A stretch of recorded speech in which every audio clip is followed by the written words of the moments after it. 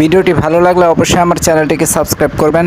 আল্লাহ রাসূলের ইসলামের কিছু উক্তি কথা মহানবী হজরত মুহাম্মদ সাল্লাল্লাহু আলাইহি ওয়াসাল্লাম বলেছেন, নিশ্চয়ই সকল আমল এর প্রতিদান নির্ভর করে নিয়তের উপর।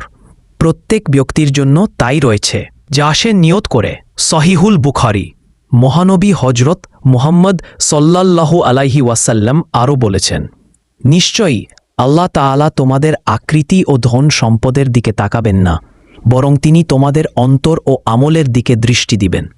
2564 সহি মুসলিম 6311 সহি মুসলিম। মহানবী হজরত মুহাম্মদ সাল্লাল্লাহু আলাইহি ওয়াসাল্লাম আরও বলেছেন, হে লোক সকল, তোমরা আল্লাহ তাআলার নিকট তাওবা করো।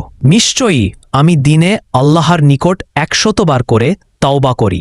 2702 সহি মুসলিম 6413 সহি মুসলিম।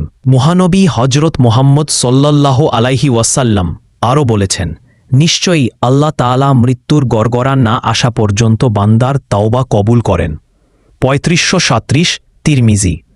মহানবী হজরত মুহাম্মদ সাল্লাল্লাহু আলাইহি ওয়াসাল্লাম আরও বলেছেন, যে ব্যক্তি আল্লাহ ও পরকাল দিবসের উপর ঈমান রাখে সে যেন উত্তম কথা বলে, নতুবা যেন চুপ থাকে।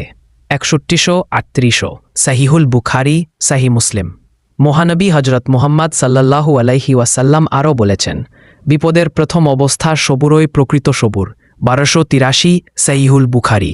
ভিডিওটি ভালো লাগলে অবশ্যই আমার চ্যানেলটিকে সাবস্ক্রাইব করবেন।